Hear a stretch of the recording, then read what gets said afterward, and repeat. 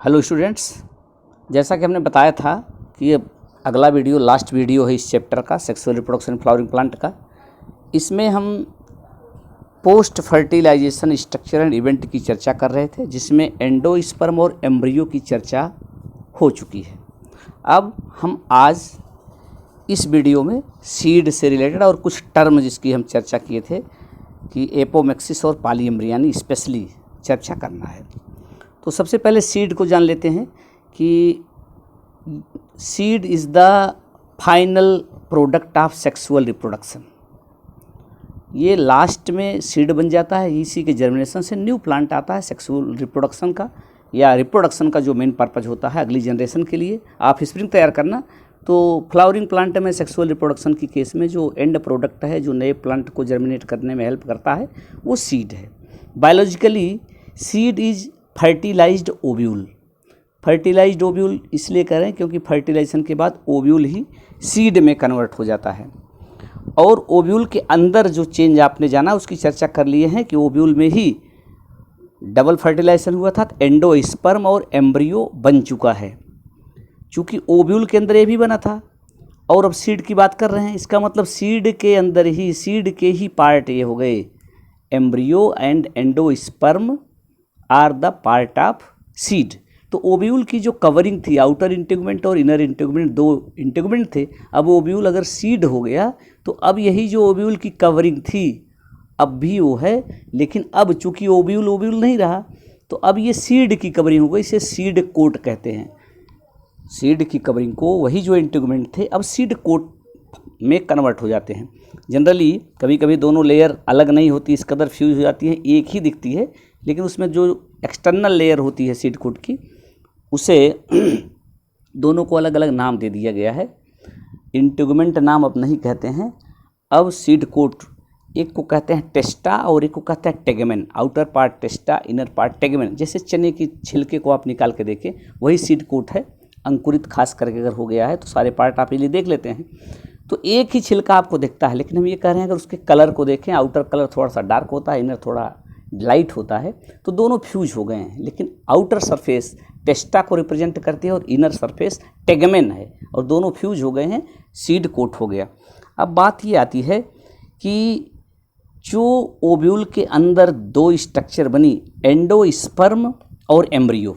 Embryo तो रहना ही रहना है, यही आगे चल के जर्मिनेशन के समय नया प्लांट बनाएगा। लेकिन अगर एंडोस्पर्म पर ध्यान दें तो इसके रिगार्डिंग सीड को दो कैटेगरी में कन्वर्ट कर दिया गया है। एक non albuminous or ex albuminous, और एक होता है एल्ब्यूमिनस सीड। दो टाइप के सीड हैं और ये एंडोस्पर्म पर बेस्ड है। अगर न्यूसेलस परसिस्ट करता है, बना रहता है, बाद में ये चर्चा पहले आ गई है कि एंडोस्पर्म मेंटेन रह सकता है, परसिस्ट रह सकता है या न रहे। अगर किसी सीड में एंडोस्पर्म बना रहता है, एंडोस्पर्म में फूड का स्टोरेज रहता है, ऐसे सीड को ही हम एल्ब्यूमिनस कहते हैं। और अगर ये एंडोस्पर्म का फूड एम्ब्रियो डेवलपमेंट में यूज हो जाता है, उसमें फूड का स्टोरेज नहीं रह जाता है। जैसे यहाँ पर ये टर्म दिया गया, generally thick and swollen due to storage of food reserve, for example in leguminous plant. Leguminous का मतलब जो दाल कुल वाले प्लांट हैं, चना, मटर, उड़द, मसूर, तो इसमें स्टोरेज हो जाता है कार्टिलेडन में। कार्टिलेडन इसीलिए स्वॉलन हो जाता है, थोड़ा सा थिक हो जाता है, मोटा हो जाता है, फूला हुआ रहता है फूड के स्टोरेज के लिए, क्योंकि इसी कार्टिलेडन में स्टोरेज हो गया, एंडोस्पर्म में नहीं है। तो इसे non albuminous or ex albuminous or non endospermic seed कहते हैं। अब दूसरी बात ये आती है कि endosperm is not completely used up during the embryo development. कभी कभी ये एंडोस्पर्म पूरी तरीके से यूज नहीं हो पाता है। फॉर एग्जाम्पल इन व्हीट, मेज, बार्ली, स्पेशली मोनोकाट्स। जो मोनोकाटिलेडनस सीड हैं, जैसे व्हीट है, मेज है, बार्ली है, तो इसमें एंडोस्पर्म मेंटेन रहता है, इसी में फूड का स्टोरेज रहता है।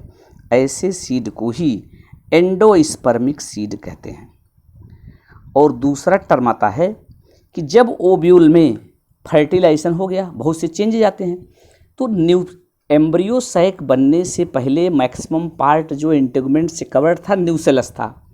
जनरली ये न्यूसेलस ख़त्म हो जाता है, लेकिन कुछ ऐसे भी सीड हैं जिनमें ये न्यूसेलस परसिस्ट करता है। This residual persistent nucellus is the perisperm. तो अगर ये न्यूसेलस रह जाता, जनरली रहता नहीं है, अगर ये न्यूसेलस रहता है तो इसी को कहते हैं perisperm. Means perisperm is the residual persistent nucellus. अब आगे आते हैं इंटेगुमेंट, इसको बताना ही। अब ये सीड फार्म हो गया, इंटेगुमेंट से सीड कोट बन गई, और जो डिफरेंट पार्ट इसका माइक्रोपाइल अभी भी बना हुआ है, यहीं से इसको ऑक्सीजन एब्जॉर्ब करने में, जर्मिनेशन के समय मॉइस्चर एब्जॉर्ब करने में ये हेल्प करता है। ये अलग बात है, कभी कभी ये कंडीशन जो सीड के जर्मिनेशन के लिए रिक्वायर्ड हैं, जो प्रॉपर क्वांटिटी मॉइस्चर की है वो ना मिल पाए, ऑक्सीजन ना यूज हो पाए, उस कंडीशन में सीड का जर्मिनेशन नहीं होता है, लेकिन इसमें लिविंग प्रॉपर्टी गायब नहीं हुई रहती है। तो जो इनएक्टिव फेज आप सीड की है, यही कहलाती है डॉर्मेंसी। डॉर्मेंसी फेज में एम्ब्रियो एक इनएक्टिव स्टेज में रिमेन करता है। सीड में लिविंग प्रॉपर्टी होते हुए भी इसमें लिविंग प्रॉपर्टी शो नहीं होती है, सीड को जर्मिनेट करना है, जर्मिनेट नहीं होता है, तो वही इसकी डॉर्मेंसी है। नहीं, inactive phase of seed is its dormancy, because for the germination there is requirement of condition is presence of suitable temperature, oxygen and moisture. जब एडिकेट मॉइस्चर होता है, ऑक्सीजन होता है और सुटेबल टेम्परेचर होता है जो जर्मिनेशन के रिक्वायर्ड होता है, तभी जर्मिनेशन होता है। ये न मिलने पर सीड जर्मिनेट नहीं करता है, लेकिन वो अपनी लिविंग प्रॉपर्टी को खोता नहीं है। तो लिविंग प्रॉपर्टी है नहीं, लेकिन शो नहीं हो रही सीड की, यही इसकी डॉर्मेंसी की फेज है। हम कहते हैं सीड डॉर्मेंट फेज में है। अब आगे आते हैं, इसमें as ovules mature into seed the ovary develop into fruit. पहले से जानते हो, जब फर्टिलाइजेशन हो जाएगा ओवरी फ्रूट हो जाती है, ओव्यूल सीड हो जाता है, और सेम टाइम ओवरी फ्रूट में कन्वर्ट हो रही होगी, ओव्यूल सीड में कन्वर्ट हो रहा होता है। अब जैसे ओवरी की वाल कहते थे, तो अब ओवरी थी, ओवरी फ्रूट हो गई। जैसे हमने कहा ओव्यूल की कवरिंग को इंटेगुमेंट कहे थे, जब ये सीड हो गया तो इसी इंटेगुमेंट को हमने बता दिया सीड कोट हो गया। Similarly the wall of ovary develop into the wall of fruit called pericarp. तो जो ओवरी की वाल थी अब हो गई पेरिकार्प, यानी वॉल ऑफ फ्रूट। अब ये फ्रूट की जो वाल है वो डिफरेंट फॉर्म में रहती, कभी कभी इसमें 3 लेयर क्लियर होती, कभी कभी ये इस कदर फ्यूज जाती हैं, लेयर नहीं दिखती है। और इसी के बेस पर ये वाल ड्राई है या फ्लेसी है, अलग अलग लेयर में है कि नहीं है। फ्रूट डिफरेंट टाइप के होते हैं। फॉर एग्जाम्पल यहाँ जैसे दिया गया है, फ्रूट में भी फ्लेसी इन गुआवा, ऑरेंज, मैंगो एट्सेट्रा, जो इसके डिस्पर्सल में हेल्प करते हैं। कैसे डिस्पर्सल होगा, कैसे करेगा, ये अलग अलग फ्रूट में अलग होता है, लेकिन स्पेशली हमें यहाँ पर जो हाईलाइट करना है ये 2 टाइप के fruit, false fruit and true fruit. तो जो अभी हमने बताया कि फर्टिलाइजेशन के बाद ओवरी फ्रूट में कन्वर्ट हो जाती है, तो अगर ओवरी से जो फ्रूट बनता है, रियल फ्रूट और biological fruit, as per definition fruit is developed ovary after fertilization. तो कुछ ऐसे भी फ्रूट होते हैं जिसमें ओवरी के अलावा दूसरे पार्ट भी इन्वॉल्व होते हैं। तो ऐसे फ्रूट जो ओवरी से बनते हैं उन्हें ट्रू फ्रूट कहते हैं, और जिसमें ओवरी के अलावा दूसरे पार्ट इन्वॉल्व होते हैं उसे हम फॉल्स फ्रूट कहते हैं। तो जब फॉल्स फ्रूट की बात आएगी, क्यों फॉल्स फ्रूट है, तो आपको बताना है अलग अलग फ्रूट्स में अलग अलग पार्ट आते हैं। फॉर एग्जांपल एप्पल का लेते हैं, सेब में इसका थैलेमस फ्लेसी हो जाता है, फूड स्टोरेज करता है, और जो एडिबल पार्ट है वो थैलेमस है। तो थैलेमस फ्रूट का पार्ट बनाता है, यानी मैक्सिमम पार्ट जो फ्रूट का है उसमें ओवरी रिड्यूस हो जाती है, लेकिन अब फ्रूट का काम कर रहा है, फ्रूट का स्टोरेज उसमें है। तो एप्पल एक फॉल्स फ्रूट का एग्जाम्पल है। तो अभी आपने जाना कि सीड की डायमेंसी क्या है, सीड क्या है, इसके पार्ट क्या है, पेरिकार्प क्या है, फॉल्स फ्रूट क्या है, ट्रू फ्रूट क्या है। अब एक सीड की स्ट्रक्चर में हम हाईलाइट करना चाहेंगे, ये बहुत इंपॉर्टेंट फिगर है, जान लीजिएगा, मोनोकाटिलेडनस सीड का। और सीड के डिफरेंट पार्ट को यहाँ पर दिखाया गया है। ये कार्टिलेडन के साथ माइक्रोपाइलर एंड ये जो एरंड का या काइस्टर का सीड की स्ट्रक्चर दिखाई गई, ये आपके लिए महत्वपूर्ण नहीं है। अब रही बात, एक दूसरा बहुत इंपॉर्टेंट टर्म है पार्थेनोकार्पिक फ्रूट्स। अभी हमने कहा कि फर्टिलाइजेशन के बाद ओवरी फ्रूट में कन्वर्ट हो जाती है, लेकिन एक केस ऐसी भी है जब कभी कभी कुछ प्लांट में ये फीचर पाया जाता है कि विदाउट फर्टिलाइजेशन भी फ्रूट डेवलप हो सकता है, मीन्स ओवरी फ्रूट में कन्वर्ट हो जाती है। Such type of fruits are called parthenocarpic fruits. Parthenocarpic fruits are those fruits which are developed without fertilization। Generally fertilization से फ्रूट बनता है, लेकिन अगर बिना फर्टिलाइजेशन फ्रूट बन जाए तो उसे कहते हैं पार्थेनोकार्पिक फ्रूट, और इस प्रोसेस को कहते हैं पार्थेनोकार्पी। For example banana. तो banana fruit is a parthenocarpy fruit and the property of banana to form the parthenocarpic fruit is parthenocarpy. तो बनाना पार्थेनोकार्पी शो करता है। अब एक प्रॉब्लम इसमें ये आती है, और एक अच्छाई भी समझ सकते हैं कि जो विदाउट फर्टिलाइजेशन फ्रूट बनते हैं पार्थेनोकार्पिक फ्रूट में सीड का फॉर्मेशन नहीं होता है। तो एक तरीके से ये डिसएडवांटेज है, सीड नहीं होगा तो अगली जनरेशन कैसे तैयार होगी। लेकिन फ्रूट की अगर कैटेगरी पर जाए तो कुछ फ्रूट ऐसे होते हैं जिनमें सीड में ही उसका एडिबल पार्ट है, सीड से ही फ्रूट मिलता है, तो वो अगर पार्थेनोकार्पी से बनेगा तो बेकार हो जाएगा। लेकिन इमेजिन कीजिए, अगर वाटरमेलन का आनंद लेना है, जब तरबूज हम खा रहे होते हैं, सोचते हैं अगर इसमें सीड ना होता तो कितना बढ़िया होता, खाने का आनंद ही अलग होता। लेकिन अब दूसरी बात, अनार की बात अगर करें, अगर उसमें सीड ना होता तो क्या मज़ा होता, यानी कुल मिला के उसका फिर आनंद नहीं ले सकते थे। तो पार्थेनोकार्पी की ये प्लस और माइनस पॉइंट्स हैं। अब आगे की चर्चा में हम आते हैं। आपने अभी जाना फ्रूट क्या है, ट्रू फ्रूट क्या है, फॉल्स फ्रूट क्या है। अब दूसरी बात यह है, सीड की जो इम्पोर्टेंस आपने ये भी जान ली है कि अगली जनरेशन के लिए इसको यूज करते हैं। और यहाँ पर एक चीज़ ये हाईलाइट करना है कि डॉर्मेंसी पीरियड सीड का क्या हो सकता है।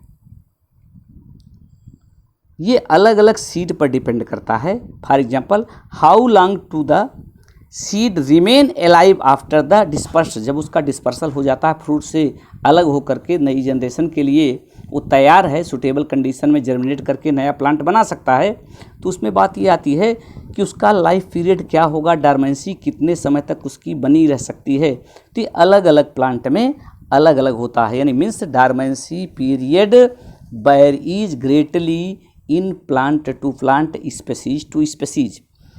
कुछ में ये बहुत कम होता है, फ्यू मंथ, जबकि कुछ ऐसे हैं सेवरल ईयर्स डॉर्मेंसी पीरियड होती है, जितने समय तक रह सकता है। फॉर एग्जांपल यहाँ पर कह सकते हैं, एक जो रिकॉर्ड जो पाया गया है, 2000 year old viable seed is of date palm. Date palm में ये 2000 वर्ष तक डॉर्मेंट कंडीशन में ये रिमेन रह सकता है, अपनी डॉर्मेंसी को बनाए, और इसके बाद सूटेबल कंडीशन पाने पर फिर से जर्मिनेट कर सकता है।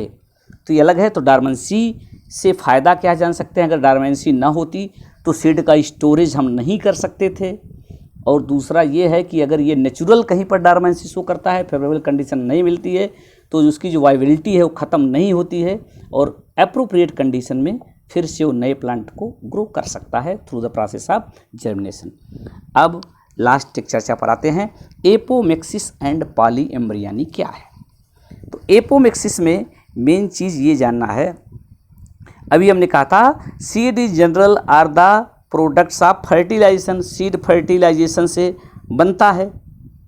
लेकिन एक अलग केस है, कभी कभी विदाउट फर्टिलाइजेशन भी, अभी हमने कहा था कि फर्टिलाइजेशन से सीड बनेगा, फर्टिलाइजेशन नहीं अगर होता है पार्थेनोकार्पिक फ्रूट बनता है, उसमें सीड नहीं बनेगा। लेकिन इसके अपोजिट में कुछ ऐसी भी केसेज हैं जिनमें बिना फर्टिलाइजेशन के भी सीड बन सकता है। तो यही process to produce seed without fertilization is called apomixis. तो apomixis is the process of formation of seed without fertilization. तो बिना फर्टिलाइजेशन के सीड फार्म करने की प्रोसेस को ही एपोमिक्सिस कहते हैं। और इसका एग्जांपल है Asteraceae and grass family. Asteraceae एक फैमिली का नाम है जिसमें बहुत से प्लांट आते हैं। तो फैमिली आप लोग अभी पढ़े नहीं हैं, कुछ फैमिली पढ़ी गई थी प्रीवियस क्लास में 11th में। तो एस्टेरेसी जिसमें गेंदा आता है, तो ऐसे कुछ फैमिली है। तो ये हो गया एपोमिक्सिस। अब दूसरी केस क्या है, एक पॉली एम्ब्रियानी जाननी है। तो पॉली एम्ब्रियानी जाने इसके पहले फिर से आप देखिए कि एम्ब्रियो बना कहाँ था। तो एम्ब्रियो का फॉर्मेशन हुआ था ओव्यूल के अंदर आफ्टर फर्टिलाइजेशन।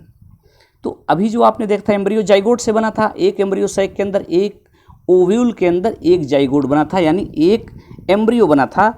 लेकिन ऐसी भी केस है कि जब एक से अधिक एम्ब्रियो बन जाते हैं एक ही सीड में, एक सीड में एक एम्ब्रियो होता है, जैसा कि यहाँ दिया भी गया, occurrence of more than one embryo in a seed is referred to as poly एम्ब्रियानी।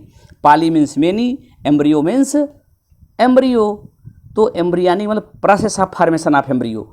तो formation of many embryo in single seed. तो कई प्लांट में ऐसा, जैसे जिम्नोस्पर्म के कई प्लांट में पॉली एम्ब्रियानी देखी जा सकती है। एंजियोस्पर्म में भी है।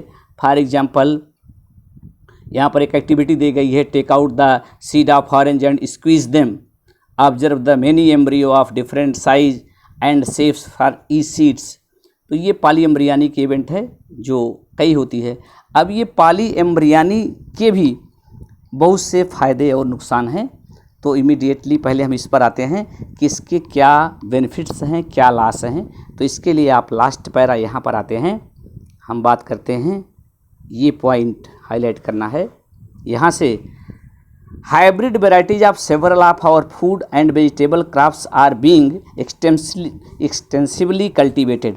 जो आज की कल्चर बन गई है कि हाइब्रिड वैरायटी की आती है कि अच्छी क्रॉप लेने के लिए, अच्छी ईल्ड लेने के लिए हाइब्रिड सीड हम यूज़ करते हैं। हाइब्रिड सीड यूज़ करने से तो ट्रिमेंडस ग्रोथ हो जाती है, प्रोडक्टिविटी में जो क्रॉप ईल्ड होती है बहुत बढ़ जाती है।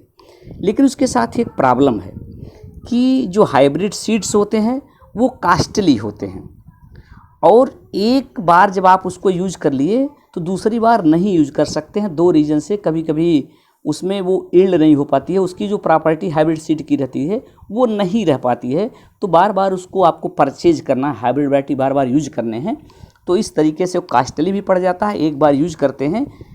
तो अगर उसी में ये पार्ट आ जाए, if the seed collected from hybrid are sown the plant in progeny will segregate and do not maintain hybrid character. तो हाइब्रिड करेक्टर उसका लॉस हो जाता है। But production of hybrid seed is costly and hence the cost of hybrid seed become too expensive. ये तो हमने बता दिया। लेकिन यदि इसी में हम ये प्रोसेस यूज कर लें, if this hybrid seeds are made into apomictics, अगर एपोमिक्सिस प्रोसेस से बनता है तो उसका करेक्टर लॉस नहीं होता है, कई बार इसको हम यूज कर सकते हैं।